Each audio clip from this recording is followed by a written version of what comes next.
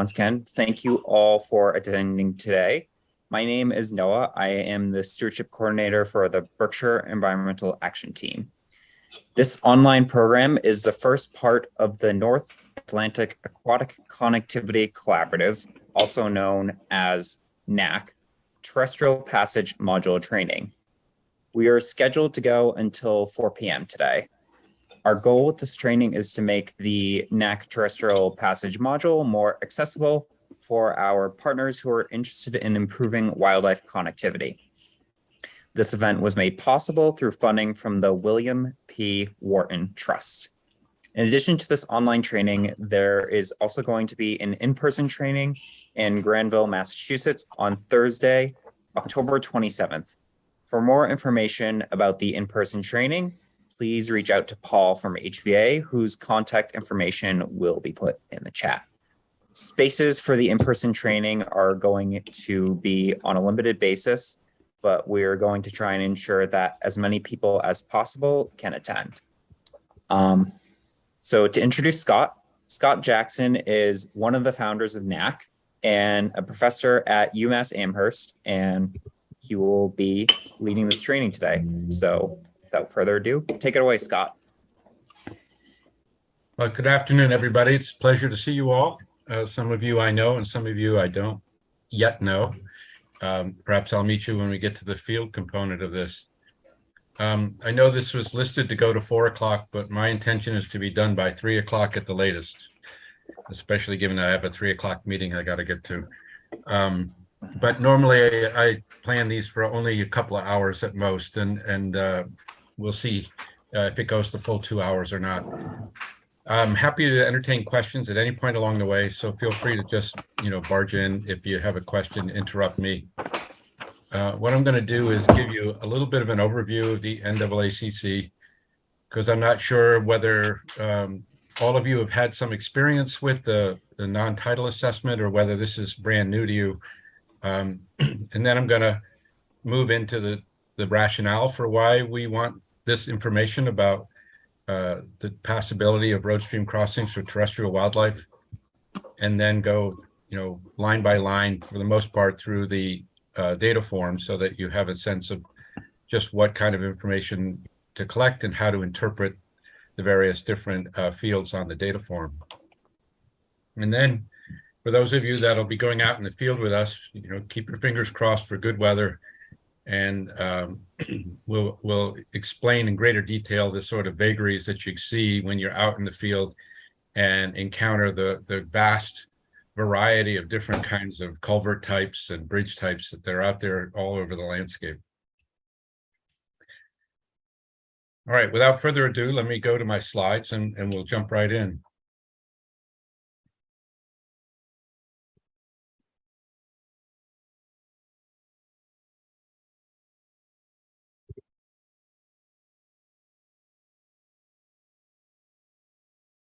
All right.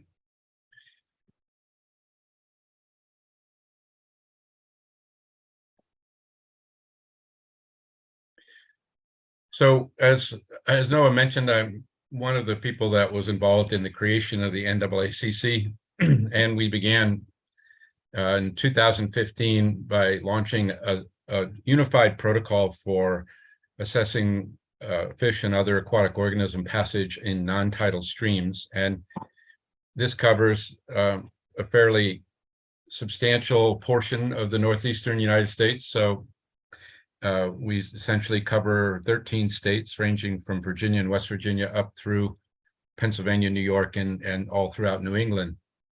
And the general objectives of the NAACC were to create a network of people and organizations in the North Atlantic region that are interested in addressing this question of landscape scale connectivity, originally from an aquatic point of view, but now also from a terrestrial point of view. Developing unified protocols that could be used throughout this region to collect data in a relatively uniform way, and with certain data quality expectations, and to create an infrastructure, basically a programmatic infrastructure for supporting organizations that want to do these kinds of assessments anywhere throughout the 13-state region. When I talk about programmatic infrastructure, these are some of the elements that I talked about. The NAACC was created with funding from Superstorm Sandy mitigation funds. And so there was a big slug of money that was available, but only for a short time. And so it was decided to invest some of that money as an upfront investment in a system that should be able to run on its own with a shoestring budget after it's launched. So there's not a big budget behind it. It's just something that got set up and that we maintain through the work that we do here at UMass, as well as some of the others distributed throughout the region that serve as coordinators. So we have a set of crossing codes, what we call the XY code system, that has a unique identifier for every road stream crossing. We have protocols and field data forms, which I'll talk more about. We've developed electronic data collection through smartphones and tablets and laptops, whichever you like to take into the field with you. There's an online database that stores and houses this information and makes it available to the public.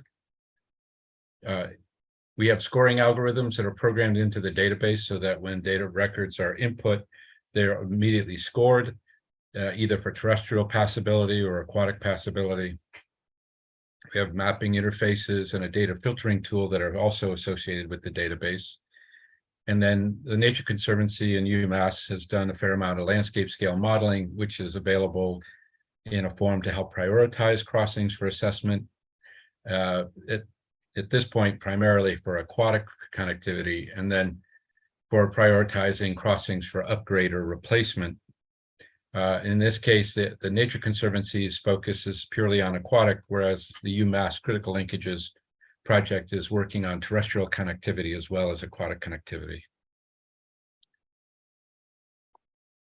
As I mentioned, we did a lot of upfront investments, and then we rely on people to largely organize themselves.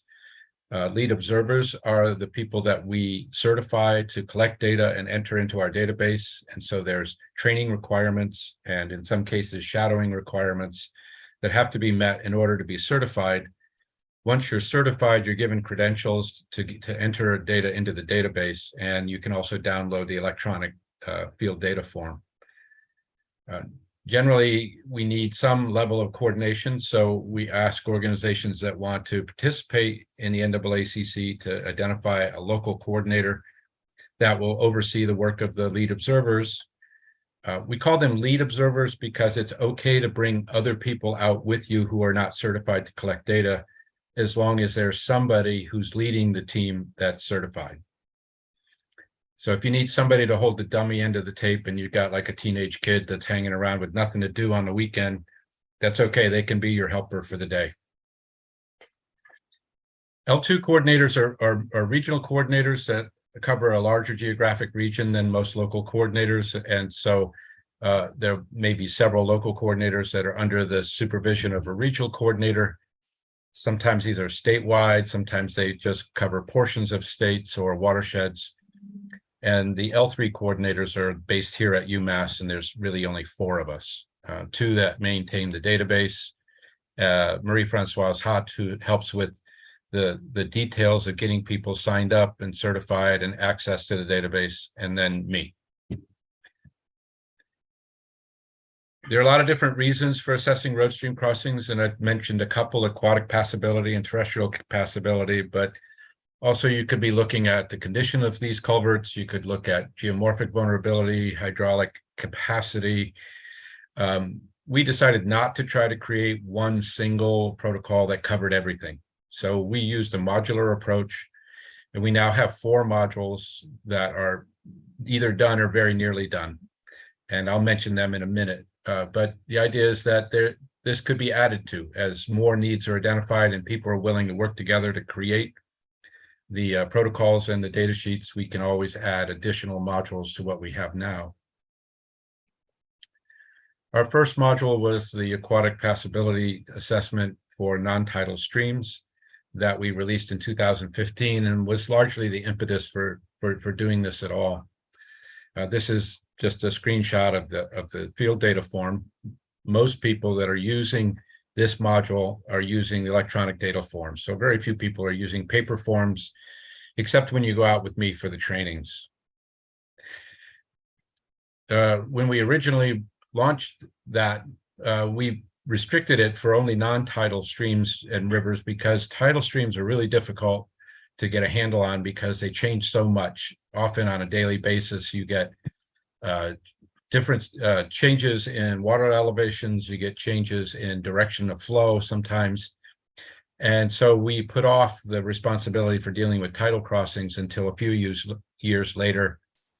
And then we came out with a second module that assesses aquatic passability for tidal streams and rivers, for crossings on tidal streams and rivers.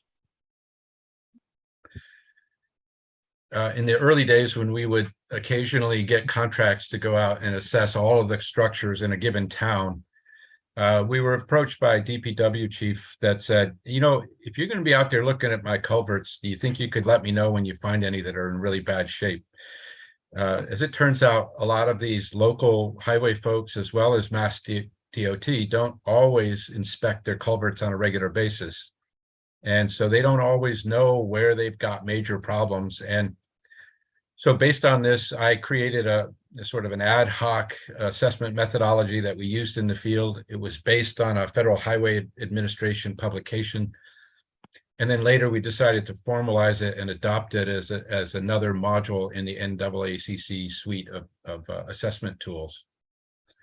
So now we have culvert condition assessment, and we're working now on the training elements for this. So it has not yet been fully deployed, but it will be soon as we develop a completely online training system for this. The reason why we're going completely online with no field training is that many of the real problems that you find in terms of culvert condition are not all that common. And so it's really hard to organize a field training where you want to see more than one or two problems without driving all over half the state to do that. So we're going to rely on photographs and in some cases video to illustrate the different problems that you might encounter, so that people can then eventually get trained and certified in this protocol as well.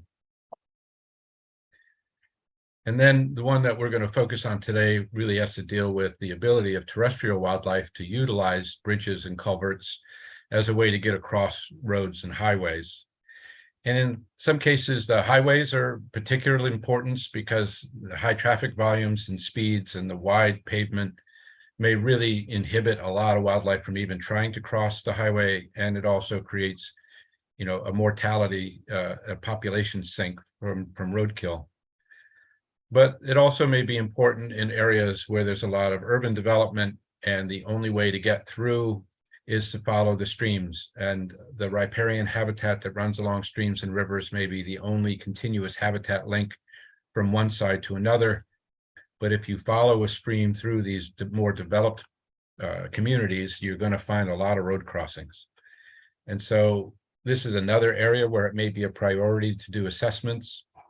I'll talk about some other areas coming up as well. So this is just a screenshot of the field data form, and we'll talk about this in greater detail as we get a little farther into the training.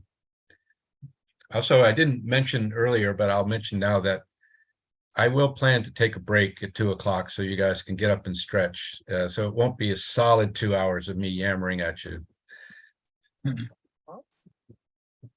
So now when we talk about the rationale for why it's useful to have this information, I'm going to talk about some of the landscape modeling that we do here at UMass, but is also done by others. Here at UMass, we have an initiative called Designing Sustainable Landscapes, which is a suite of models that can be used to set conservation priorities. And it can be used to build what are called conservation designs, or essentially blueprints for conservation. Nature's Network is an example of a conservation design, so is Biomap. And in order to get to those designs, you have to have some kind of analysis behind it that identifies the most important areas that you seek to protect, which we often refer to as cores, and then try to link those areas together into interconnected, viable conservation networks. And so reserve design really means trying to identify those important areas and also how you keep them linked together. I mentioned again that Nature's Network is an example of one of these conservation designs. And so what I'm going to do is use some of the work that we did for Nature's Network to illustrate the process. And the process is going to then also give you an idea of how this can be used to prioritize specific areas for connectivity and certain crossings, perhaps for upgrade or replacement. But also is going to show you the need for this information to be available before we even run the models in order to inform the models where there are places that are already passable for wildlife. So in this case, we have to develop these core areas. And so we have an algorithm that's set up what we call core building algorithms that take source information and use that to identify the most important areas based on the percentage of the landscape that rates the highest. So in Nature's Network, we used 20% for ecosystem cores and added another 5% to address certain species. So to these ecosystem scores, we added some additional areas outlined here in yellow for certain representative species that we modeled as part of that. But it was all in order to create this core network that we want to connect together with connecting habitat. And so when we think about connectivity, there are a variety of ways you can think about it, and it often depends on scale. So the ability to move out from a point in the landscape we call dispersion. So it's related to how well, say, wildlife can disperse from a point to colonize other areas or to join other populations. The inverse of that is connectedness, which is the ability of things to get to a point. And so this may represent the ability of a population to receive animals that disperse from other populations and provide gene flow and supplementation or recolonization, these important factors that maintain populations over time. But we have often sort of found that some of the areas that are most important for connecting two other areas of importance actually have low integrity scores or condition scores, because they're hemmed in by development on both sides and they represent these narrow bands of connecting habitat. And that in addition to our index of ecological integrity that we compute throughout the region, we have to have a separate metric that looks at the value of habitat for connecting areas of high quality or high integrity. We refer to that as conductance. And so you might have portions of the landscape that score moderate or low in ecological integrity, but are particularly important for connecting these different nodes together into a conservation network. We use an approach called the random low-cost path analysis, and this is based on the concept of least cost path analysis. And what that does is it creates a resistant surface between nodes. So in this case, node 1 and node 2 has intervening habitat, some of which is more passable than others. And then they use essentially like an electrical charge or a circuitscape to work its way through the landscape in the least resistant pathway possible to get from node 1 to node 2. And this is often the basis for a lot of connectivity modeling that has happened in the past and continues to be done today. And, they might take this least cost path and then just expand it and buffer it with some distance around it and call that their corridor. But it's not ideal because there are actually no reason to believe that wildlife know where this path is. And even if it is the most resistant path, they may actually choose to take a different way to get from node 1 to node 2. And there's often multiple paths that are pretty close to optimal. They may not be the least cost path, but they're still pretty darn good. So what we do is we take this least cost path analysis and we introduce stochasticity, or a certain amount of randomness, that then allows us to get a variety of different pathways from 1 to 2, all of which are low cost pathways. If you turn up the randomness too high, you get random walk, where you just wander around forever and you never get anywhere. So Brad Compton, who does this work for us here, thinks of it as a node, a knob that he turns to turn up the randomness, turn it down. until we get what we want. And what we want is a number of different pathways that are different from each other, but are still all low-cost paths.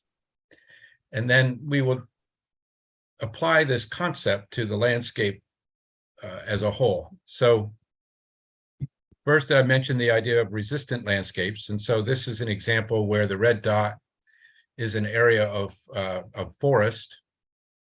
And the scale that you see from light pink to dark pink represents the amount of resistance in the landscape. So the darker the pink, the more resistant the landscape is.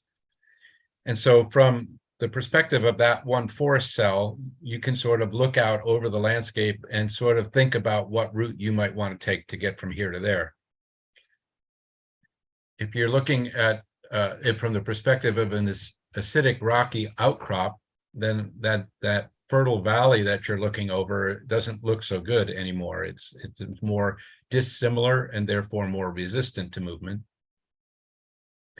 And if you're in a cell of a stream, then suddenly all other streams look good and the rest of the intervening landscape is relatively higher in its resistance value. So that's what we mean by a resistant landscape. And the process that we use for Nature's Network is we then take and we start at the blue node and we do 500 to 1,000 random low-cost paths to the red node. And then we go about 1,000 from the red node to the blue node. And we do this back and forth between every pair of core areas or nodes. And then we count the number of times that a cell is crossed by one of these paths. So if you have a cell that represents about the only way to get from one place to another, then all of the pathways are going to converge through that cell. And so that cell is going to light up as being particularly important. Whereas if there's a lot of different ways to get from here to there, you may end up with a more diffuse coloration, and it may not emphasize any particular area as being more important than another. So when we do this, what you see here is connecting these teal-colored core areas are just essentially every cell has got a color code based on how many of those paths go through it. And so those in green have the highest scores and have the highest number of pathways that go through it, whereas the purple is low in its connectedness, in its conductance. And the yellow is somewhere in between. And so from this kind of an analysis, we can then identify specific connectors that are important to protect, to link together all those core areas into a conservation network. So that's an illustration of what's been done as part of Nature's Network to create a landscape of cores and connectors throughout the northeastern US. And so when we set those resistance values for the landscape for natural areas that are undeveloped, we use a similarity index. So the more dissimilar, the more resistant that landscape is based on where the cell originates from, where that route does. But then we also have to find resistance values for the human infrastructure and the human development that's on the landscape as well. And when it comes to roads and highways, for aquatic connectivity, even a dirt road can be a problem if it's got a culvert with a big outlet drop. But for terrestrial wildlife, we're looking at the width of the road and the amount of traffic as being the primary things that are going to deter an animal from trying to cross over. So we can get what type of road class each road is, so we can get a sense of how wide it is. We can also get traffic volume data, and we can program that in to develop our resistance scores for the roads. But there are other things out there as well that can inhibit crossing by wildlife. Things like Jersey barriers, sound barriers, retaining walls, steep embankments, and fencing.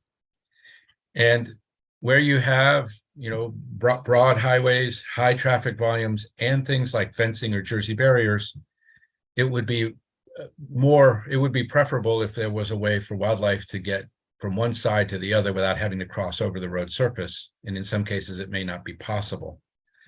And so places where the road is already perforated, such as where streams and rivers cross roads and highways, are an opportunity for wildlife potentially to cross underneath the road, but it depends on the characteristics of the crossing itself. And crossings come in lots of different shapes and sizes and all other kinds of design features. And so they vary tremendously in their ability to pass wildlife. And so that's why we would like to know a little bit more. Because if we have a bridge like the one in the lower right on a fairly busy road, we will need to set a resistance value for that crossing that represents the opportunity it is for wildlife to cross safely there. And that's going to change the random low-cost paths that we generate. It's going to change the score of the surrounding landscape cells in terms of how important they are for conductance. And so what we would love to have as modelers is information about these crossings before we run our models so that we can use it to set the resistance values more accurately to what's out there in the field. So we can then also use information from these assessments to layer over the things that we were just talking about, the cores and connectors, to identify areas where there might be a high priority for an upgrade.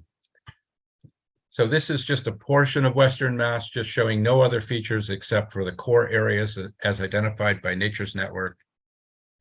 These are the connectors that were identified through that low-cost path analysis. You can layer on the major roads and then the crossings. And then where those crossings have been assessed, you can begin to look for opportunities that are already in place. So here where the green dots are, you have passable structures that are already in place and right where they need to be to create the connectors. But there are other places where it's all red and every crossing structure on that roadway is relatively impassable for wildlife. And this may identify an opportunity to work with Mass Highway or a local highway department to improve it. And then there are all kinds of intermediate things to look at as well. In New Jersey, they have a program called Change, or Connecting Habitat Across New Jersey, which is focused primarily on terrestrial wildlife passability throughout the most densely populated state in the nation. And so they've got a very large program and have spent a fair amount of time doing these terrestrial assessments in New Jersey to collect the information that they need to try to connect up passable structures that can create a viable path to get bobcats from one place to another.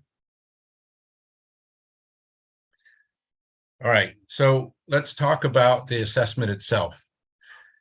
So here again is the field data form. So for most crossings, all you need is one page, and then this reference that shows what dimensions need to be measured for particular crossings.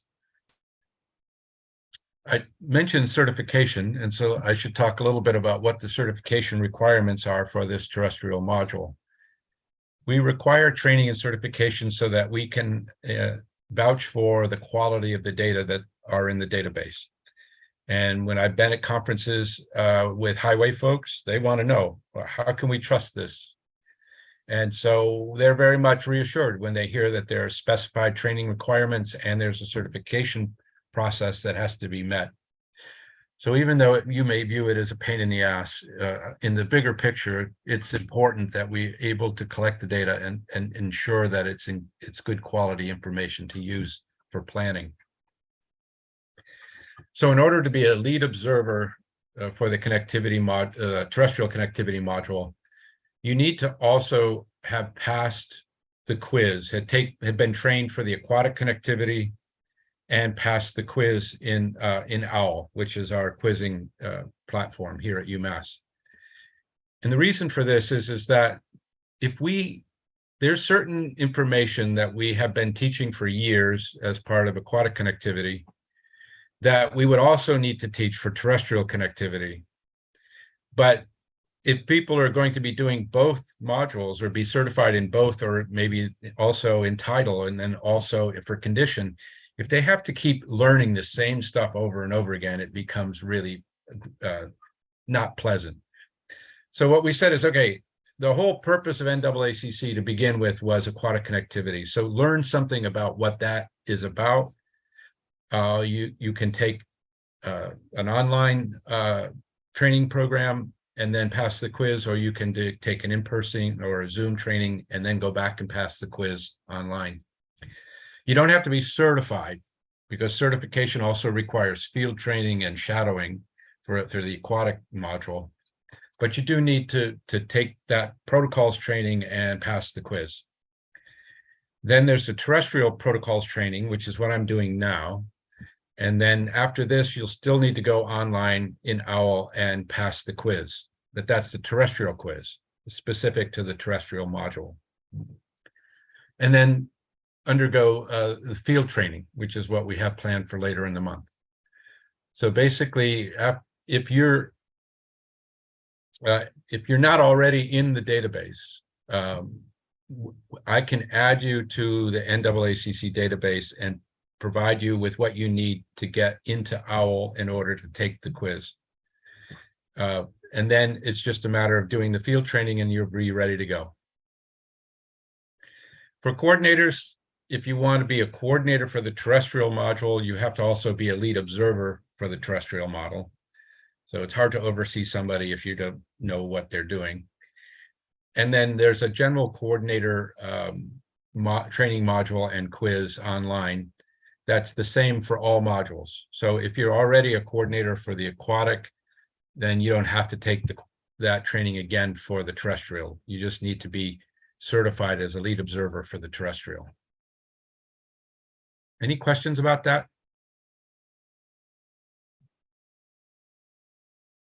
You know, we're really hitting on the exciting stuff now.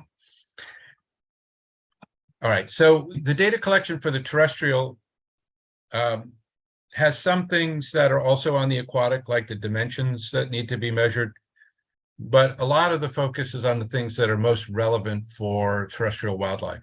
So we're going to try to take an accounting of conditions that may inhibit crossing over the road surface. So those are those steep embankments, the fencing, the Jersey barriers, and things like that, that might be in the vicinity of the crossing. The measuring of structure dimensions is identical to what it is for the aquatic. And we're looking at scour pools, but we're looking at them differently. Scour pool is one of the things that's in the aquatic methodology, but we use that as a surrogate for velocity, water velocity. For the terrestrial, we use scour pool as the potential barrier for animals that don't want to get wet. And yet when they get through a culvert and get to the outlet side, they look down and all they have is a big, deep pool that they've either got to jump into, jump over, or go back the way they came. We talk about fencing, not just as a condition that can inhibit crossing over the road, but knowing whether there's right-of-way fencing or whether there's guide fencing. So right-of-way fencing is meant to keep people and pets off the highway. Guide fencing is meant to guide wildlife to a crossing structure so that it's more likely that they'll pass under the road than over the road. There's not a lot of guide fencing in New England these days. There is some in southern Vermont or at the Bennington bypass, and that's where I have a photograph that I'll show you later. But hopefully in the future, there'll be more and more guide fencing as we get these passable structures in strategic places, and we want to foreclose the option for deer or coyotes to go over the road surface. We collect information about human and livestock use because some wildlife are sensitive to a lot of activity. We're going to look at the suitability of dry passage through the structure and look at the severity of physical barriers. When we go to score these structures on passability, we have to acknowledge that mice are different from moose. So basically what's passable for a mouse is not necessarily going to be passable for a black bear or a moose. So we do separate scoring for each of these 6 different wildlife groups. So small mammals are grouped in with snakes and lizards. You know, we have lizards in the more southern part of the North Atlantic region, but not so much here. Medium-sized mammals are things like opossums and skunks, porcupines, weasels, and we combine that with box turtles, terrestrial turtles, primarily just box turtles. Bobcat and lynx, are grouped together, and then larger animals like bear, wolf, coyote, and cougars. Deer and moose are separated out because they are hoofed animals and they're more sensitive to substrate. And among the two, moose stand alone in a class of their own due to their size. So we score each of these groups, the passability of each structure for each group on a scale from 0 to 1. And then we average those scores to come up with an overall passability score that could be used as a single score to get a rough idea of how passable each crossing is. The passability scoring utilizes 6 parameters that we collect or compute from the data that are collected in the field. Openness, which is the cross-sectional area of the opening of a crossing structure divided by its length. Height, length of the structure. The length of the structure becomes more of an issue for, smaller animals that might not be able to go through 600 feet of culvert that's across a highway or airport runway. Clear line of sight through the structure, the suitability of dry passage, and the severity of any physical barriers that may be at the site. The variables that are used for scoring are then scored themselves so that we have a score for each variable. And there are discrete variables where we have different classifications, and then you get a score associated with each class. And you can see here just 2 of the variables, clear line of sight and dry passage, and what we use for scores. We also have a couple of variables that are continuous. And so we basically write a function, an equation for a logistic relationship in this case that shows how openness is related to the openness score for bobcat and lynx. We then used an expert team approach to weight those 6 variables to determine an overall score for that structure. So we call that the composite score. And it's all the same variables, but they're weighted differently for the different wildlife groupings. And then in the bottom table, you can see what are called limiting variables. And limiting variables are variables that can trump the composite score if they're lower. So if you get a structure that rates really well, but is only 4 feet tall, for moose, that's just not going to work. And so height becomes a limiting variable for moose. And you can see here that for different wildlife groupings, there are different combinations of those 6 variables that are considered limiting. Now, I'll mention data validation later when we go through the field data form. And when I talk about that, I'm talking about database rules that are set up that can't be violated. And so essentially, if you mistype something and you get something ridiculous, it will beep and tell you to fix it. So it can be, stuff that's programmed in, and it could be things like required fields that you need to fill out and didn't acceptable range of measurements. So it may not accept, like a crossing length of 1,500 feet or something, like 1.5 feet. It might say, no, that's ridiculous. When you put in a GPS coordinates of your site, you will then be asked to match that site to one of the surrounding crossings. And if you pull that marker too far away so that you're in the next county, that's going to violate our validation rules. So you got to stay within a certain distance of your GPS, or else you're not where you thought you were. For electronic data collection, these validation rules will be applied at the time that you collect the data, so that if there's a mistake, you can fix it while you're still there. Unfortunately, we can't program paper in the same way. So if you're using paper data forms, you won't know you've made a mistake until you go to input that into the database. All right, let's move on and talk about the field data form and how we're going to use, how we're going to go through line by line to collect the data. So some important terminology is that we distinguish the word crossing from the word structure. So you may hear crossing structure, but that's a structure that's part of a crossing. So a crossing is where you have one road crossing one stream. And so at that crossing, you might actually have multiple structures. You might have 2 or 3 culverts, or you might have a bridge with multiple cells. Each of those culverts or each of those cells is considered a structure. And so some of the things that we're going to evaluate in the field are just for the crossing as a whole. So example, a scour pool, typically if you have 2 or more culverts, they all contribute to a single common scour pool.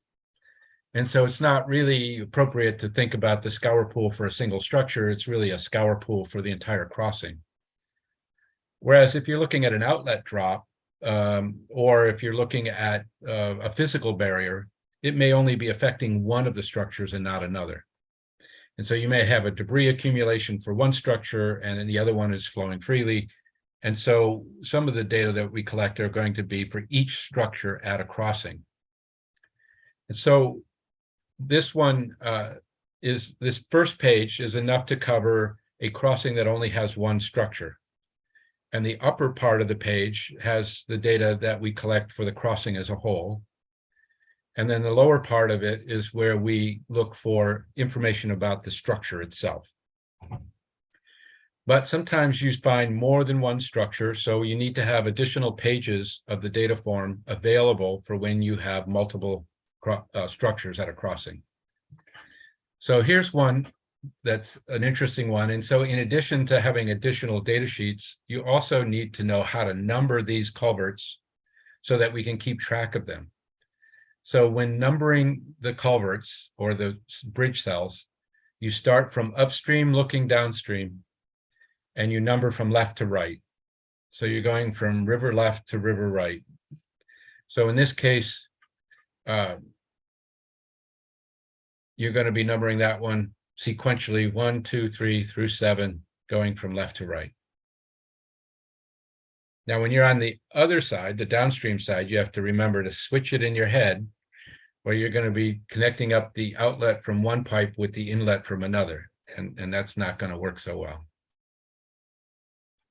Page 2 of the field data form gives you room for 2 additional structures. And so I think 80% of the crossings that we encounter only have one structure. So in most cases, you can just use a single page as your data form. There's, I think it's something like, it says 98% of crossings have 3 or fewer structures. So if you photocopy page 1 and page 2 back to back, then you have a single sheet of paper that will work for 98% of the time that you're out there. But there are additional pages 3 and 4 give you an opportunity to add yet 2 more or 4 more structures if you have a crossing that's so endowed.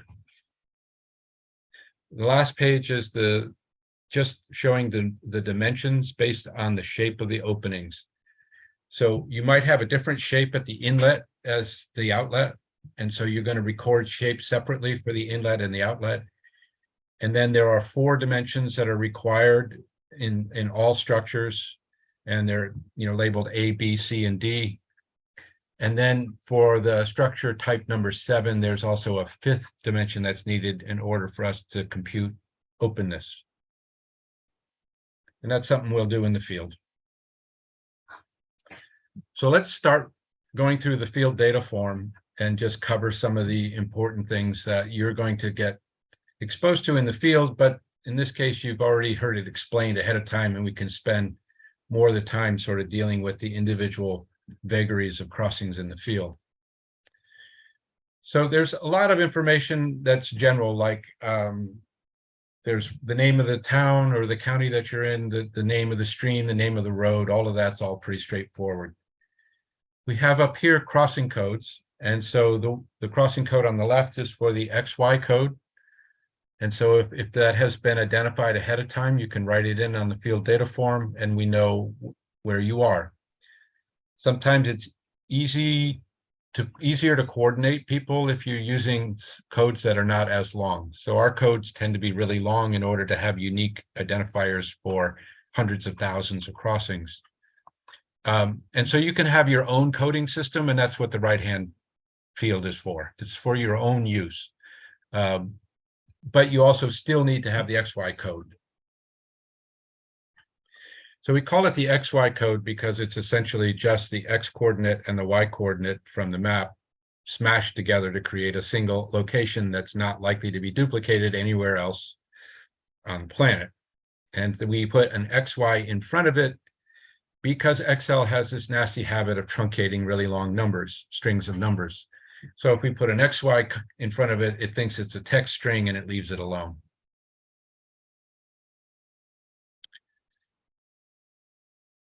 Then it's going to ask about the road name, and then the road type.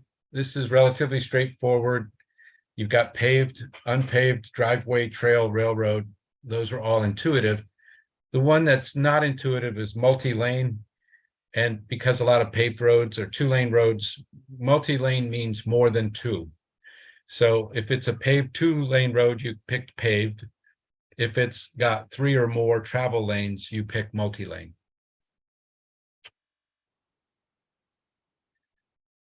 It will ask about flow conditions. We recommend that these assessments be done at typical low flow conditions. One, it's safer. You won't get swept up into a structure. And number 2 is you see more when the water levels are lower. So if you're trying to see whether there's any kind of dry passage, you don't want to go at high water because that's going to be filling up the structure. You want to go at low water to see if there's any bank edge where they could travel along the edge of the waterway, the edge of the channel. But if you can't arrange to be out there at typical low flow, we want you to record the flow conditions when you are there. And often this requires sort of local knowledge. So if you come in from outside and you walk to a stream, you don't really know whether that stream is high for this time of year or low for this time. But people who know the area could generally know which of these to check. There's photos that we're requiring for documenting the structure. And a lot of times these are very useful for people that are downloading data and trying to identify sites where they might want to do work. Sometimes there may be questions about what it really looks like, and a photo can really help a lot.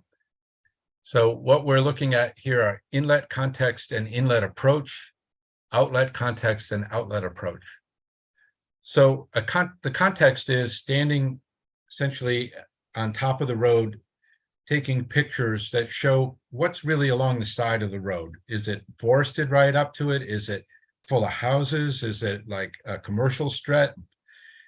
And you do that both on the inlet side and the outlet side. The approach is not so much taking a picture at the inlet by itself, but zooming back to sort of show what it looks like from a wildlife point of view. So wildlife may be really sensitive to a lot of vegetation growing around the structure for fear that they're going to be ambushed by a predator if they try to cut through there. And so this is just a way of getting a better sense of what kind of a passage it looks like to those wildlife. So this is an example of context. You say, oh, I get it. This is mostly just mowed field. There is a fence, but it's a wooden fence. So you can gather information there that may be on the form, but you still get a better feel for it when you can see it. This one is sort of a little different. Say, okay, it's mostly bare ground, not much cover. It's dry, and there's a pretty steep climb on the other side. So that might be relevant for certain species that you're particularly interested in. All right, so now we're going to talk about crossing types. And these are mostly the same as for the aquatic, but there's a little bit of difference. So here are some of the options that you can pick for what type of crossing to call it. Well, a bridge is an obvious option. And basically we define a bridge as a structure that with a deck that rests on piers or abutments, so that they don't need any kind of cover above the deck in order for structural integrity. And so often there's no fill above the deck. It's just a bridge and then the road surface. There are lots of different kinds of bridges, but essentially there's no real fill on this, so we call that a bridge rather than a culvert. Culverts are structures that may have a bottom or may not have a bottom, but they require fill around the sides and in some cases on top in order to maintain the structural integrity of that structure. So sometimes they're round, sometimes they're squash pipes like this, where they're wider at the bottom. You have box culverts, you have open bottom arches. Some of these are more like bridges because there is no fill over them. So it's sort of funny whether you call it a bridge or a culvert. It's not a high stakes question. Just give it the best shot you can. There are other open bottom arches that are aluminum that do need that fill around it in order to maintain the shape of the culvert. They need pressure from all sides. All right, another option is, excuse me, multiple culverts. So if it's got multiple barrels or multiple bridge cells, you pick that option. So this is an example and another. And sometimes these are set at different elevations, so that the higher elevation ones are called flood relief culverts. And generally, it can be difficult to it can be a question of whether do I need to bother with those because they're really not going to be used anyway. I recommend that you include all of them just because if somebody were to come 10 years later to see if anything's changed, and you've got two culverts listed and they see 4, they may wonder if they're even at the right place.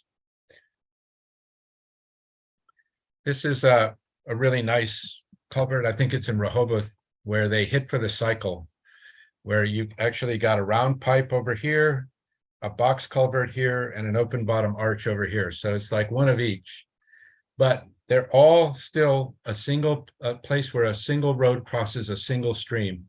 So it's still one crossing, but with 3 structures.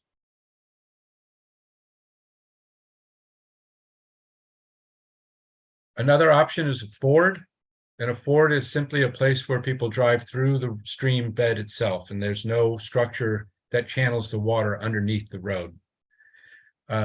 Some of these can be fairly primitive, where if it's bedrock, they may not need to do anything to drive over it. It may be that they'll place some big rocks there to try to provide better traction. But the reason why we care about fords is because it's often where one road crosses one stream. And even though there's not a structure there, there's a dot on the map, and we really need to know how passable that spot is. And for a structure like this, you'd think, well, it's not even a structure. That's passable. Why do we have to assess it? Well, it's because not all fords look the same. And I'm not talking about the vehicle. I'm talking about the crossing point where it's been reinforced with concrete. And you can see pretty clearly there's an outlet drop on the other side of it. And so this ford, even though they're driving through the stream itself, could be a significant impediment for aquatic organism passage. And the ford, the relevance of a ford for terrestrial wildlife is probably questionable. It probably has a lot less relevance, but because they exist out there, we want to document it as such. Another option is called no crossing, and no crossing is an option you choose when there's an error in the line work that was used to have pre-identified crossings. So when we take GIS data that shows roads and we overlap it with data on streams, we get points where they cross, but sometimes the streams are not accurately mapped. And where you have small streams running through forest, it can be very difficult to trace the pathway of where that stream is. And if you've got a dirt road where you have closed canopy above it, you may not be able to precisely see how many times that road crosses the stream. And so there's one site that I know of where there's 7 dots, but only 5 crossings. So what you do in that situation is that you match up the 5 crossings with 5 dots with 5 data sheets. And then for those two that are no longer accounted for, you record them on the data sheet, and then you choose no crossing as the crossing type. That will allow modelers or people who use the data to identify where there are these errors in the line work, the GIS line work, and remove them before they do their large-scale connectivity analyses. The next one is removed crossing. Now, you would think that if it was removed, then there's no crossing. So why don't I use no crossing? And the difference is that no crossing, there never was a crossing there. It was a mistake. Whereas a removed crossing is usually removed because of a failure. And so sometimes, like this is an abandoned road that runs through the forest, and it eventually failed. But there are pieces of it still left behind. And so for some of these failures, there may actually be impediments that would make it difficult for aquatic organisms to pass. But also where you got this big gash in the stream, it may make it a little harder for wildlife to cross it if they're trying to keep their feet wet. Another option is inaccessible, and inaccessible means that you can't even get to it. And so you don't even know whether it's a culvert or a bridge. You can't tell if it's a round pipe or a box culvert because you can't get close enough. And that might be because the road is closed, or it might be that it's private property and you don't want to go there. We want you to respect no trespassing signs, because we don't want to generate ill will towards the work that we're trying to do, and also for your own safety. Then there's partially inaccessible. And you can use that when you get to a site and you can collect some data, but physically you can't get down to where you need to get to collect all of the data. So it may be that there's just too much poison ivy or too much greenbrier. I guess we don't have greenbrier in the Berkshires. But it could also just be that it's on private property, or it could be that there's fencing and you can't get over or around the fence, or it's just not safe to try to scramble down that side of the embankment. So what you do here is you collect whatever data you can, but because you chose partially inaccessible, it will suspend the data validation rules and it'll allow you to do an incomplete assessment. So some data is better than no data, but you need to be allowed to enter those data, and the partially inaccessible allows you to do that. So it's important that this is for when you can't access a crossing. You can get there, but you can't get to the inlet or the outlet well enough to collect the data. You can enter data, but there's not the validation rules, and reserve the inaccessible for when you can't even assess it at all, when you can't even get close enough. And then the last one is adequate terrestrial passage. And this is analogous to what we have on one of the aquatic forms, where it says, bridge adequate, meaning that when you've got big bridges across big waterways, sometimes there's so much room underneath there that it's sort of ridiculous to have to do an assessment. It's obviously passable. Now, that's often more true for aquatic organisms than for terrestrial. Sometimes you can have a big bridge, but there's no dry passage along the edge, or there's a lot of riprap there that makes it really difficult. So you only use adequate terrestrial passage when it's really a no-brainer. And it's really clear that all wildlife, including moose, would have no problem getting underneath that bridge.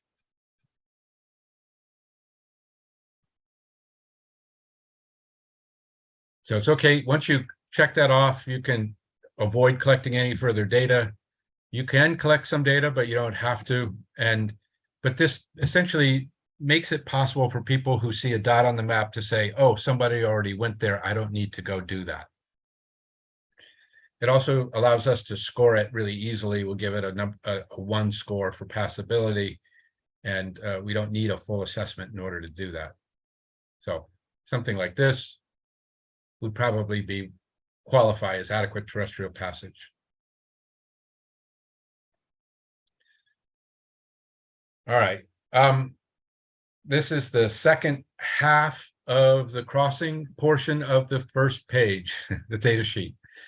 This is where I'm going to take a break and give you a chance to get up and stretch your legs, get a snack, get a drink of water. I'm going to go refill my water bottle, but let's come back at 10 after 2, and then we'll resume with the idea that we'll be finished by 3. Are there any questions before we leave, before we break? There is one question in the chat, Scott. Okay. I'll read it. It's Katie Stahl asked, we had some trouble entering data in the field on the database when we had limited cell service, so we went back to paper. Any idea for what we can do to prevent that? This is meant to work. Our offline data managers are meant to work even if you don't have cell at all. It's when you're completely offline, you should be able to enter data. So I don't know the source of the problem, but one thing to be aware of is that Apple products don't perform well with our online data form, or offline data form, sorry. And we call it the offline data manager because you don't need connectivity when you collect the data, only when you upload it. But what happens with iPhones and iPads is that they have limited memory in cache. And so if you start to collect more than 10 records, they start overwriting your records. And so you can lose data that way. So it's important to remember that if you're using an Apple product, you have to upload your data to the database pretty much every day that you go out. For other things like Androids or other kinds of tablets, you can collect a lot of data before you then get around to uploading it. But we find that Apple does not follow industry standards in a lot of different ways, and therefore they make it a little difficult to use their browser for these purposes. And there's one more question from Noah. You talked about surveying during typical low versus higher water levels. What about when a stream is completely dry? Yeah, that's low. So that's fine. You know, one of the assumptions I think behind our approach is that when we're thinking about wildlife passage, it's not necessary that they always able to cross when they want to cross, but that there be some points in the year when they can cross. So usually that passage is not essential for the maintenance of an individual or a population, that it be there every day. And so if you're there at low flow, then you can verify that, yeah, it's passable. It may not be passable at high flow, but it is passable at low flow. And so if it's completely dry, then you know that it's not a water issue. It may be size or some other problem, but it makes it really clear that there is dry passage.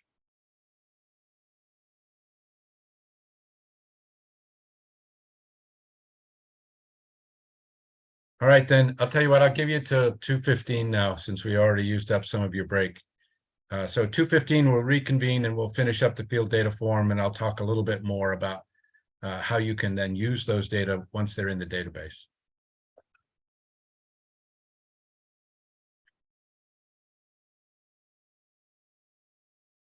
All right, well, I guess I'll pick up where I left off then.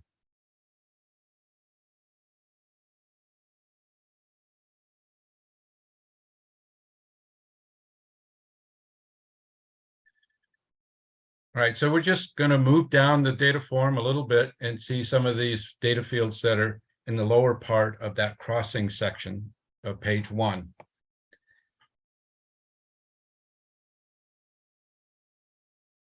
As I mentioned, that we're looking to collect some information about human use of the crossing, and this is based, on what you can see as evidence. So if you don't see any evidence, you don't need to imagine it. But if you see footprints, if you see graffiti, if you see a lot of, beer cans and bottles and things like that, you can use, these different, you can use a frequent, infrequent, none, and whether livestock are using the crossing. It's not common here in Massachusetts, but in other states, these underpasses are often used as crossings for cattle and other livestock. I talked about fencing, and so you have an opportunity, if there's right-of-way fencing, just to list what kind of fencing that is. And again, right-of-way fencing is meant to try to keep people off the highway, keep motorbikes and bicycles. And often when it gets to a crossing structure, it actually goes right across the entrance and blocks the ability of wildlife to even get to the structure. So they're actually counterproductive. Whereas guide fencing is there purposefully to try to guide animals to the crossing so that they can safely cross beneath the road. And so if there is guide fencing, you just want to mark whether it's just one side or another, or if it's present on both sides.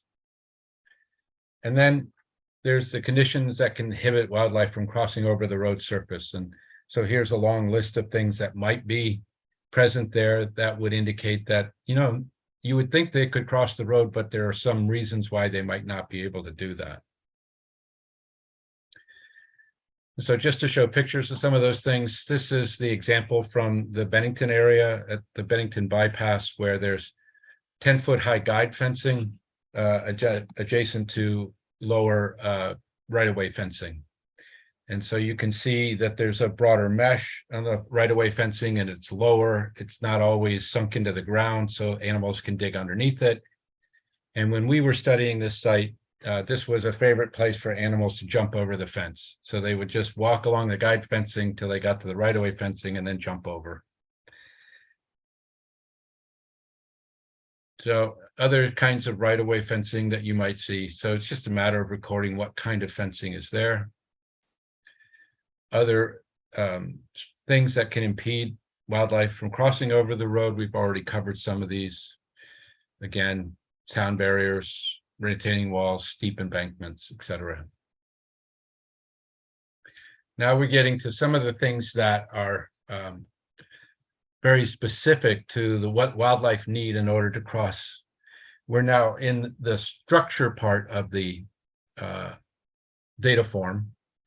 And these are the really important ones that go into the scoring. So is there a clear line of sight through the structure? Yes, no, or partial are your options. Is there continuous dry passage? You can say yes, no, or there's partial but not continuous passage. If there is dry passage, what's the minimum width? Is it something wide enough that an animal would feel comfortable walking along it? What's the minimum height above dry passage?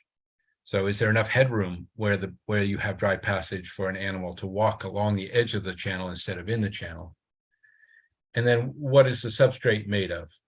Is it sand and silt, gravel, cobble, boulder, bedrock, riprap, concrete, metal, plastic, etc.? And basically there are certain things that are more suitable for different wildlife groups than others. For example, hoofed animals do not like riprap. Large angular riprap is not easy for them to negotiate, whereas for a bobcat, it's probably no problem whatsoever. The other things on here are things I haven't gone through them, but they're ones that we'll cover in the field. We're dealing with the outlet shape, which is one of those 7 shapes that's on the last page of the data form. There's also options for whether it's clogged, collapsed, or submerged, and in which case you may not be able to measure the dimensions because it's underwater or it's so distorted that you can't do it. There's a place for the dimensions, the width, the height, the substrate or water width, and water depth. Abutment height is only for structure type 7, and then the length of the culvert. And these are all things that we will spend our time doing in the field, so I'm not going to cover it so much here as part of the webinar.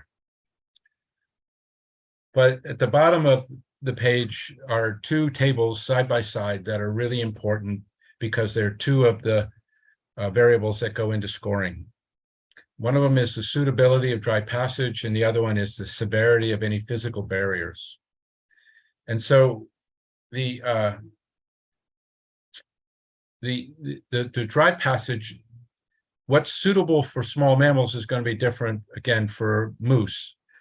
And so you need to evaluate the suitability based on each of the wildlife groups. So here you have a matrix where you have the 6 wildlife groups and you have the different categories, and you just circle the ones for each wildlife group that are most appropriate.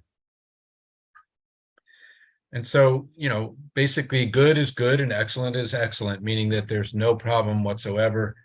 But it can be, you have to use your judgment as to which one of these to choose. Generally, what I think of is think about whether there are any animals that would hesitate or maybe go back rather than cross over the substrate. So if you're pretty confident that like 100% of the animals would cross over this, then it's excellent.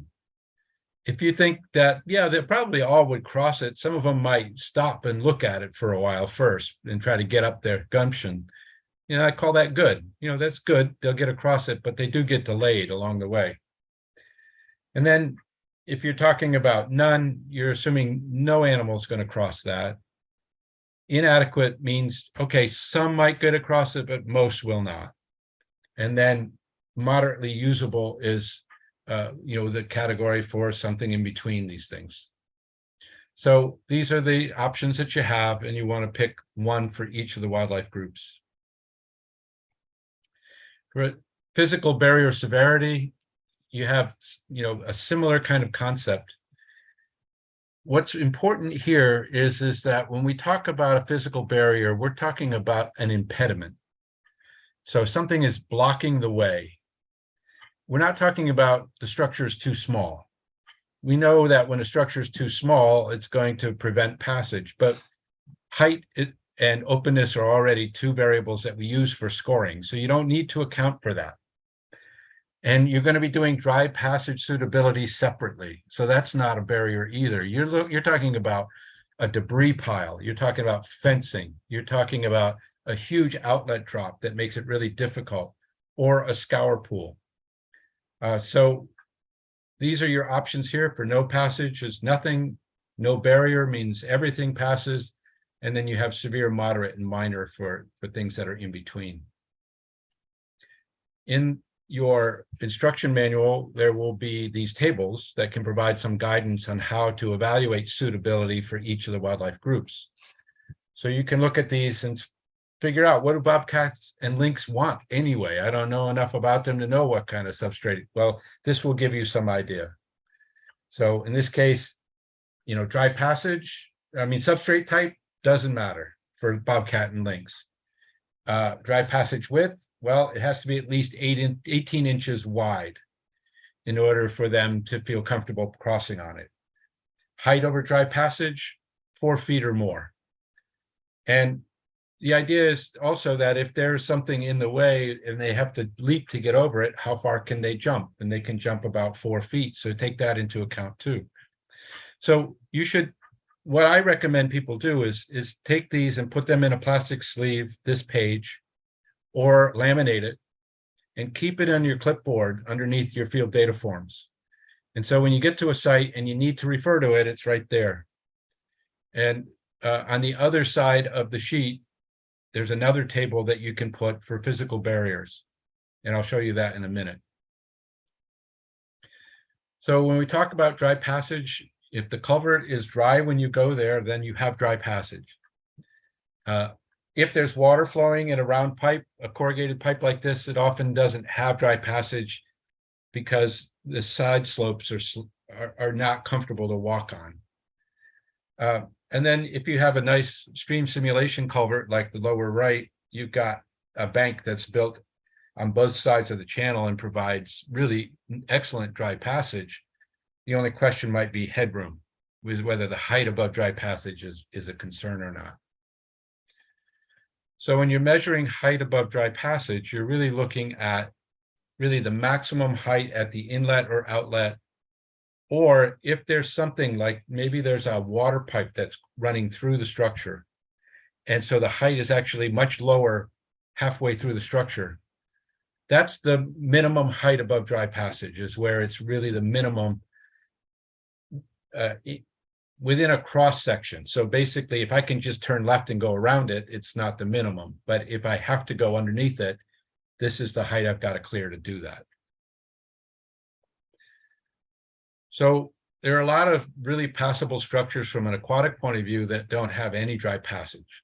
And so when people are trying to evaluate dry passage, they'll often ask me, they'll say, well, but, like a raccoon. And I said, don't think about raccoons. They love water. You think about porcupines. Porcupines float. they don't want to be wandering and running water for very long, or they're going to float downstream. All those hollow quills are a bit of an impediment if you need to cross running water. Think about opossums, think about chipmunks, think about things like that, that you wouldn't imagine wanting to wade through water to get from one side to the other. So what follows now is just a bunch of examples of crossings that have dry passage and where you would measure to get height above dry passage. So in this case, we have a very passable structure, and the substrate here looks pretty good. And so that's where I would measure, from right along the water's edge where you've got the best headroom and where you have appropriate substrate. In some cases, you can have very large bridges that don't have adequate passage. And so again, it's not, you don't use the adequate terrestrial passage just because it's a big bridge. You actually have to have some kind of dry passage where you can get from one side to the other. Sometimes you'll get a situation like this, where essentially it's dry here, but there's water at the other end, and there's water at this end. This is what I would call partial dry passage. It means that an animal might tolerate a little bit of wading across this little section here, or maybe just for a short distance of walking through the water, but it's not ideal. And so then when you're measuring height above dry passage, you're going to do it where you have the greatest height, but where it's still somewhat dry.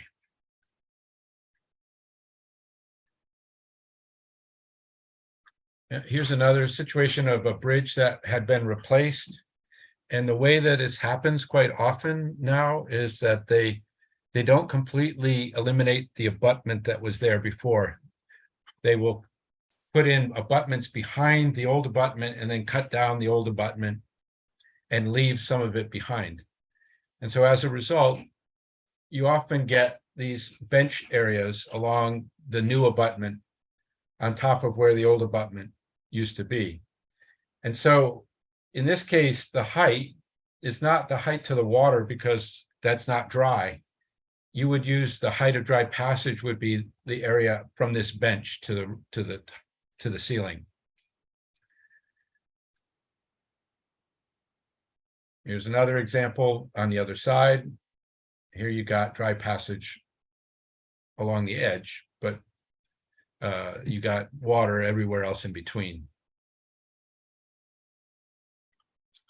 Here's another one that's sort of interesting. And when you're looking at suitability, you might be looking at different areas for different wildlife. So here you have a series of rocks along the old abutment that, bobcat, fox, they probably have no problem crossing here, and they've got plenty of headroom to do it. So you might actually measure dry passage there if you're considering those larger animals. You'd have to evaluate whether it's too stony for deer. It might not be great for deer, but it might be fine for a black bear. It might be fine for bobcat. But it's not great for small mammals. And so, that's maybe not where I would focus for small mammals. For snakes, I would use this area here, this bench. They don't need a lot of headroom, but it's much drier, and they've got a lot more options in terms of walking right along the edge where it's not too rocky, or back around here where perhaps there's a little bit more sense of security. So you might consider height over dry passage different for different wildlife groupings.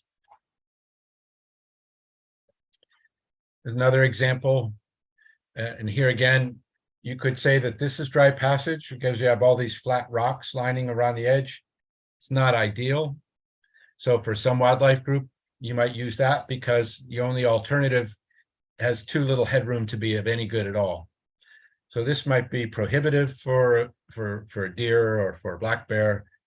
And this might not be ideal, but it's not terrible. It's not a no passage situation. And here's where you got an angled area underneath the structure. And the substrate is relatively uniform. So where you're going to measure height above dry passage is right along the edge of the water, where you have the maximum headroom.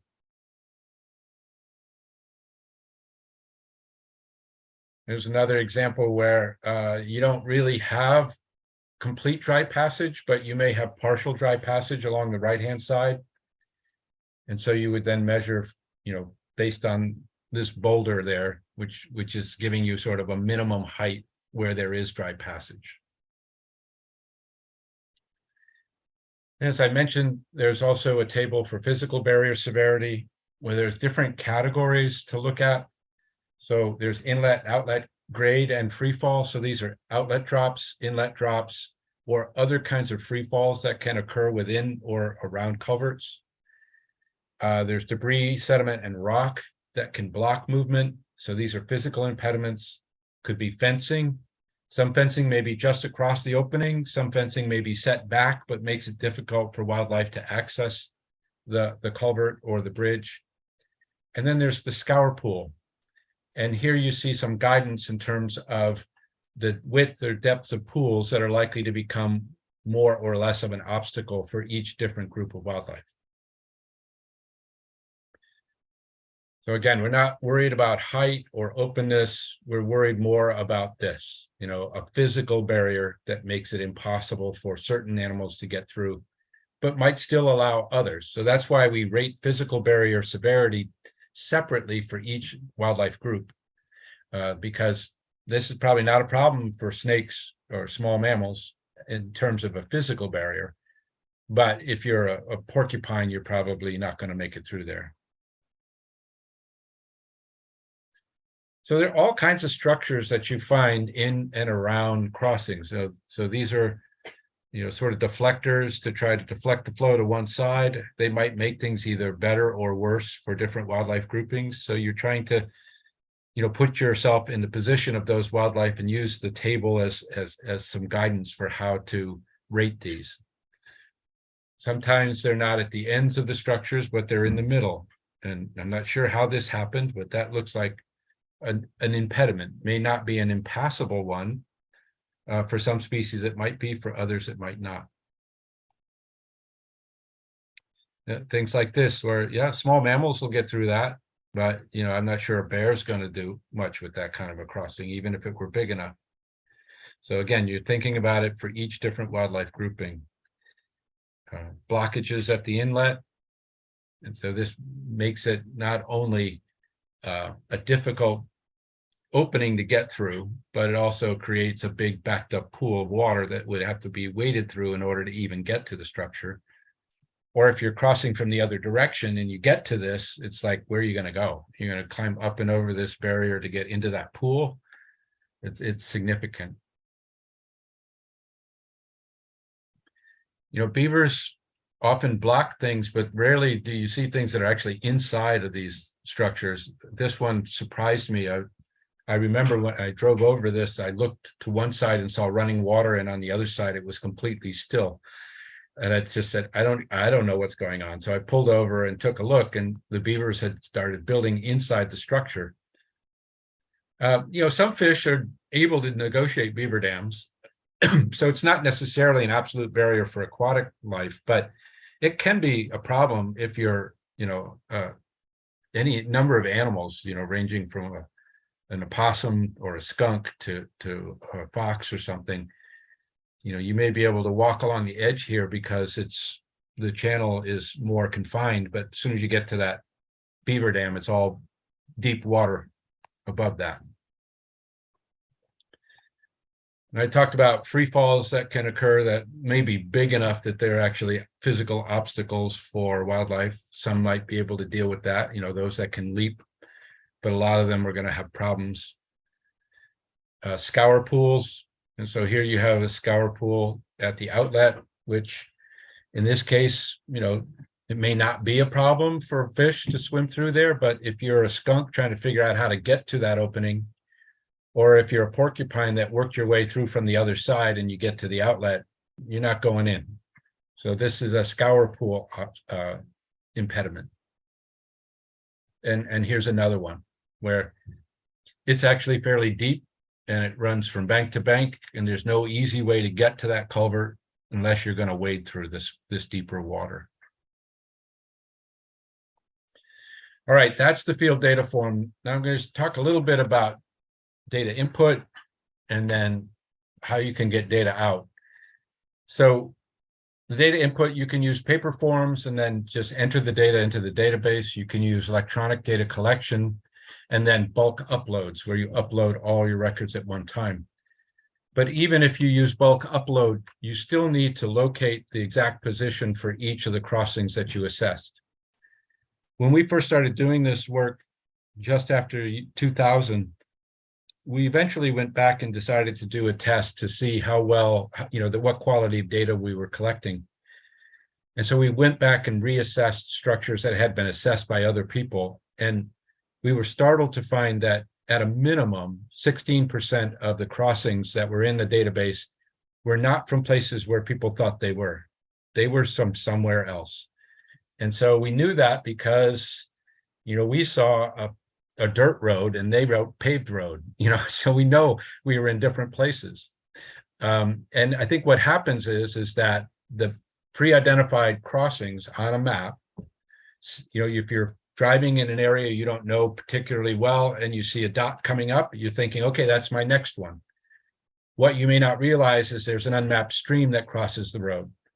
And that unmapped stream doesn't have a dot associated with it because it's not in the line work in GIS. And so you get to that crossing where the stream crosses and you say, oh, I must be at XY ... And you fill it out as if that's the crossing you're at, but actually you're still not there yet. So the way we solve that problem with the database is that when you go to enter data, the first thing that you should enter are the GPS coordinates. And so you click the GPS, you enter the GPS coordinates, and then you click view map. And what that's going to do is it's going to pull up a map that shows the location of your GPS location with the red star. And then you can see here at this intersection, there's actually two crossings nearby. And you have to place your red star at the crossing that you were at, because somebody else using the database might not know which of these crossings you assessed. So what the database will allow you to do is it gives you this icon. It's got a little X associated with that red star. And then you just grab it with your mouse and drag it to the crossing that you assessed. So you just take it, position it over that crossing. And then when you release your mouse, you get a message. And this one says you have successfully selected a crossing code. If you're happy with your choice, please click OK to close the map and return to the data entry form. If not, click cancel and try again. Now, sometimes you have to zoom in to make sure you're directly above the dot, or it might think it's a miss. But in this way, every record has to be precisely located on the correct dot. However, in this case, here you can see our red dot is here. You can see these two black dots. These are unassessed crossings. Actually, if you follow the Great Swamp Brook farther up, there's another crossing right there. That's on an unmapped road. So there's no dot. But what if you want to assess it? What do you do if there's no XY code? Well, the database will let you create your own. So in this case, what you're going to do is take that red star and drag it to the new crossing. So there's the new crossing. There's my red star. You drag it till you're directly over that new crossing. And then when you release the mouse, you'll get another message. And this one says, if you were trying to drop your red star onto a crossing, either a black or green marker, you did not get close enough to do so. You did not get close enough to the center of the crossing. Please click cancel, zoom in, and try again. Then it goes on to say, if you want to add a new XY crossing code to our database at the location of your red star, click OK. That will close the map and return you to the data entry form. So that will then take your final location where you dragged that dot, that marker, and it will create the crossing code based on the X and the Y coordinate for where you left it. So it's not going to use the GPS coordinates because they're always wrong. There's always error in the GPS. But where you finally drag that thing, that will tell us where to create the crossing code and what the code should be. All right, so if you're interested in getting data out of the database, you can use this basic search window or panel, and you can select a state. Once you select a state, you can select a particular town, or you can select a watershed. You can also search by personnel, by observer, by coordinator. You can search for particular crossing codes or particular survey IDs. And then in this window here, oops, sorry, there are all these different other data sets that are also in the database. So some of these predate the NAACC. Some of these are the terrestrial crossing assessment. So you have to scroll down to get to terrestrial. And so you want to make sure you highlight terrestrial before you hit the search button. So it's going to search for terrestrial records. Otherwise, it'll turn back probably aquatic records. So once you've selected what you want to search on, you hit map results, and then you will get the results down below where you can see there's a whole list of crossings. When you map those results, you will get, in some cases, a whole bunch of black dots, and those are all need to be assessed. And so you can use this as a way of identifying targets where you want to send people out to do your assessments. If you zoom in enough, the actual XY codes will show, so you can get XY codes for each of these different crossings. You can get data reports as Excel files, shape files, or you can use that map. So here you can see under map results, you can get a simple Excel report with just basic information or a detailed report, or you can get a shape file that will allow you to then use it in your GIS. When you map results and they're actually assessed crossings, they'll be color coded and they'll have different symbols. So you just click this button for map information to get the legend, and that'll tell you what all those colors and shapes and things mean. Again, if you zoom in, you get XY code. And if you click on any one of these dots, it'll bring up the data. So this will show you the data that you that are in the database, as well as the photographs for the site that you just clicked on. One of our newest elements of the database is this thing called the Stream Crossing Explorer. And it's a way of filtering information that was collected for various different objectives in order to identify a subset of crossings that you're interested in working with. And so I'm going to demonstrate this using an aquatic scenario, but it'll work just as well for terrestrial stuff once we get more terrestrial data into the database. But if you want to use this, you have to click this little box here, and then click this button that says Map with the SCE. First thing it's going to show you is a panel that allows you to choose the attributes that you want to include in your analysis. And so there is a variety of things that you can pick, and you can check the ones you want, leave unchecked the ones that you don't want. Some of these come directly from the NAACC database, so they're updated in real time. The impassability score is an aquatic score that's the inverse of passability. And the AOP classification is a different scoring for aquatic organism passage. You see down here all the different terrestrial scores for the different wildlife groups, and then the overall score, which is an average of the others. And then as soon as the condition assessment is out and being used, the condition scores are going to be used to calculate structural risk of failure. And so that's going to be from the database as well.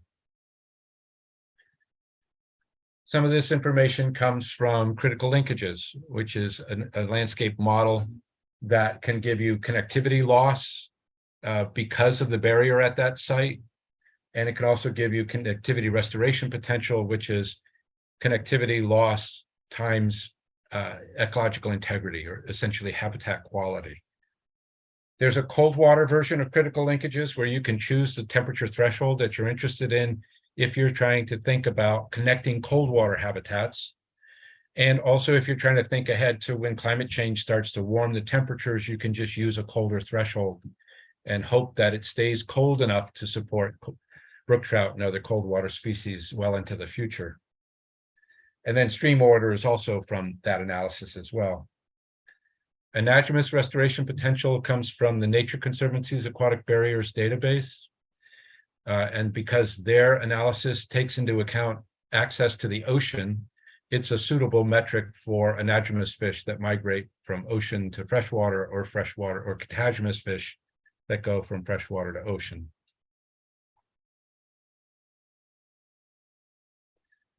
From ecosheds, we include 3 different attributes. One is trout habitat suitability. And then we also have stream temperature and stream temperature resistance. Stream temperature resistance is how disconnected stream temperature is from air temperature. So if you're in a stream where when air temperature goes up, stream temperature goes up right away, or goes up an approximately similar amount, then that has very little resistance. Whereas if you've got a lot of groundwater input, when the air temperature goes up, the stream temperature may stay cool. And it can be a way of looking at streams that are likely to maintain cold water conditions over time as air temperatures warm due to climate change. We don't yet have any modules in the NAACC for geomorphic risk or hydraulic risk of failure, but there are states that have calculated this, and I know HVA has done that in some places too, or working with Yukon has done that. So eventually we're going to get your data into this tool so that you can also have these data available to you when you try to filter the results and use that for your own prioritization and analysis. So here comes the demonstration, again, using an aquatic scenario. We're looking at the crossings in 3 tributaries to the Connecticut River, the Farmington River, the Deerfield River, and the Westfield River. And what we're going to focus on, and you can see there's almost 2,000 crossings that are displayed there. We're going to focus using the attribute selection panel. We're going to focus on impassability, connectivity restoration potential, and cold water restoration potential with a threshold of 16 degrees as mean annual summer temperature. We're also going to look at trout habitat suitability, stream temperature, and stream temperature resistance. So having selected them, we can now go to one of the more interesting tools on the ribbon bar. It's a charting tool. And that once you do that, you can then click Add Chart Data, and that'll then allow you to choose an attribute to add to this charting tool. So the first attribute that I'm going to add is stream temperature. So once I add that attribute, what it's going to show me is a histogram of all the stream temperatures for those dots that are showing on the map to the left. So then you can either use these little windows to limit the range that you want to look at, or you can use little handles that show up on the edges of it. So you can then squeeze it and say, I only want cold water streams. So I'm going to exclude everything with a warmer temperature than, 16.5. So this, by doing that, by limiting the range of temperatures that I'm willing to consider, I've reduced the number of dots over here representing crossings from 1,928 to 1,074. So it just sort of erases all the ones you're not interested in. Now we can add more attributes. So I'm going to add 2 more attributes. The one on the top is stream temperature resistance. And so in this case, I want things with high resistance. So I'm going to use the slider handles to restrict and eliminate things of low resistance. So now I'm looking at cold water streams with high stream temperature resistance. And now the number of dots has gone down to 508. Now the lower part is showing me cold water restoration potential.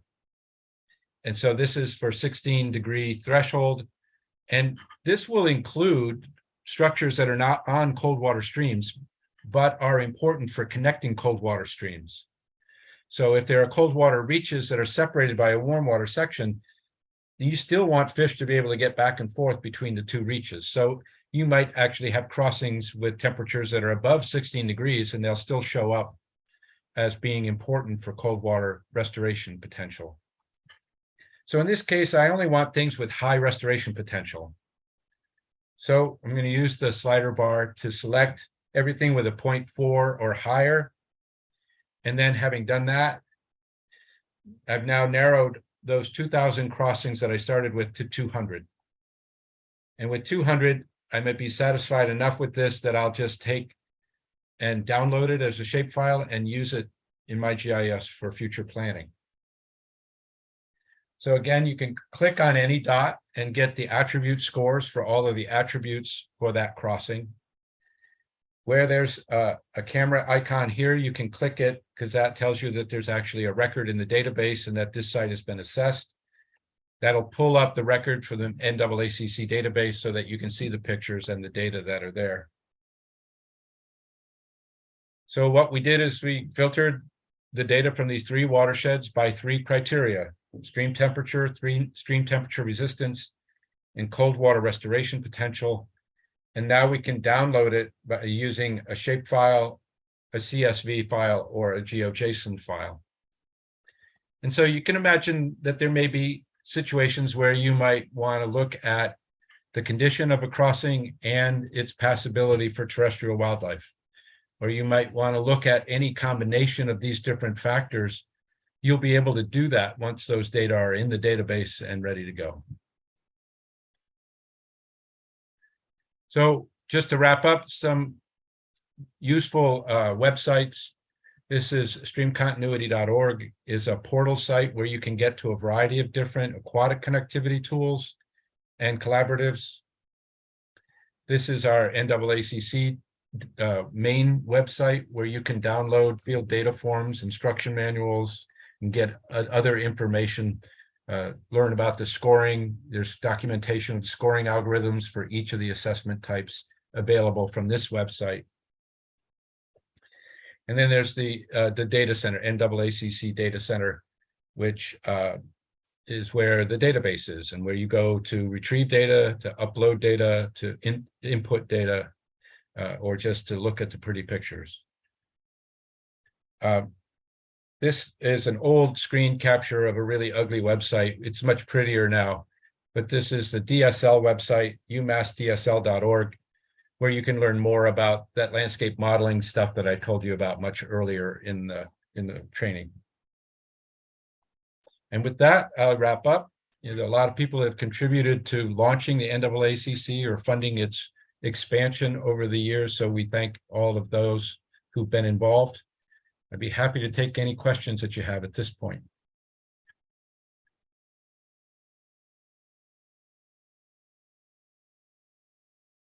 All right, I see there's a couple in the chat. Yeah, if you want, I can read them, Scott. I've been tracking them. All right, go ahead. The first one in the chat is from Noah. Is this module intended for stream crossings only? For example, I know of a culvert in Brattleboro, Vermont, meant for getting humans under the road from one park to another. Yeah, that's a question that came up from New Jersey too, and we haven't quite figured that out. Whether we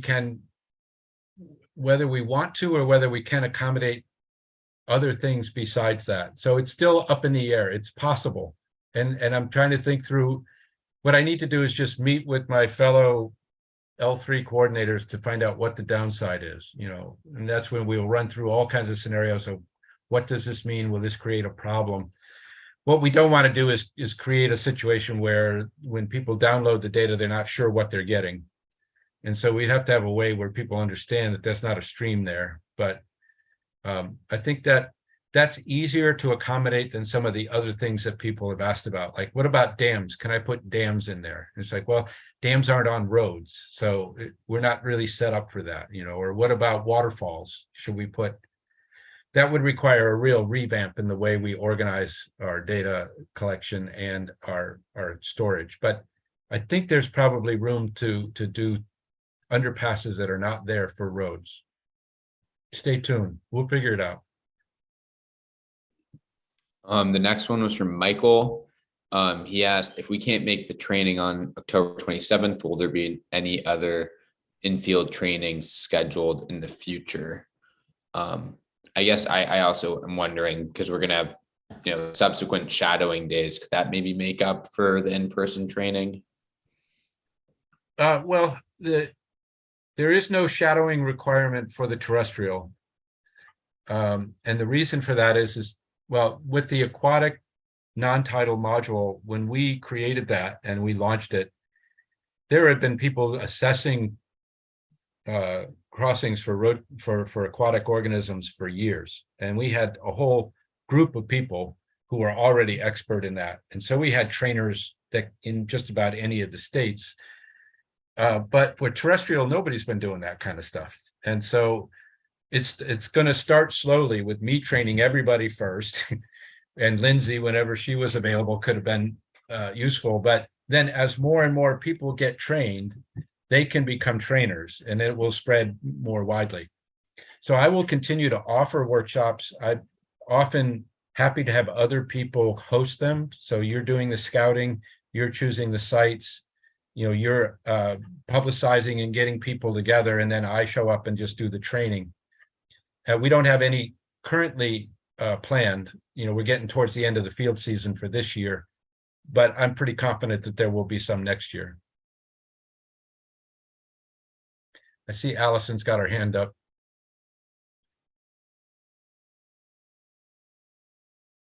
I think you're muted, Allison. In completing the data collection, not the physical barrier, but I think it's the passability. Turtles are grouped with small mammals. I forget what, but I was always curious why, because I did some of this with Lindsay and I wasn't sure why turtles were grouped with those other animals. Yeah, it's really only one turtle. It's the box turtle. And the idea was that small mammals often like to go into crevices and move around through substrate, and so do snakes, and so do lizards. And so if you've got a lot of riprap and stuff, they're not going to be deterred by going in and amongst all the different rocks and boulders that are there. But a box turtle would find it really difficult to do that. And so a box turtle might be more similar to other animals, smaller animals that might be inhibited by riprap. And we didn't want to make, I know moose got its own and white-tailed deer got its own category, but we didn't really feel like creating one just for box turtles. And so we put them in with the more medium-sized animals for that reason.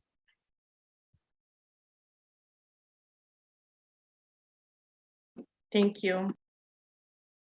Scott, I know you said you have a meeting at 3, so I'll make this quick. I just had a question I was hoping you could clarify for me. I believe you just said that in order to become a lead observer for the terrestrial passage, there's not a shadowing requirement. Correct. But I believe on the NAACC website, it says to become an L1 status, a local coordinator, there is still that shadowing requirement. Can you clarify, is that not true for the terrestrial? Do you just have to then have a certain number done? You just have to be certified for terrestrial. It's been a little bit of a moving target as we try to accommodate people who are not interested in the aquatic stuff. And the other problem that we have with both the tidal and the terrestrial is there's not enough people certified to shadow out there. And so it would take forever to get people certified if they had to rely on me to keep coming out over and over again. So we need to update the website. But right now you can be an L1 coordinator just by being certified for the terrestrial protocol and pass the coordinator quiz online. Thank you.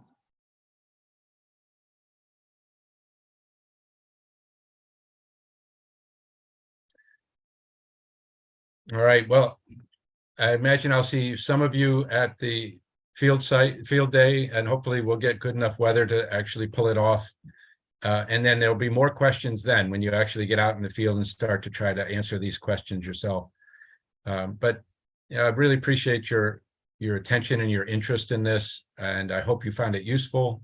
And if you're coming in a couple of weeks, I look forward to seeing you.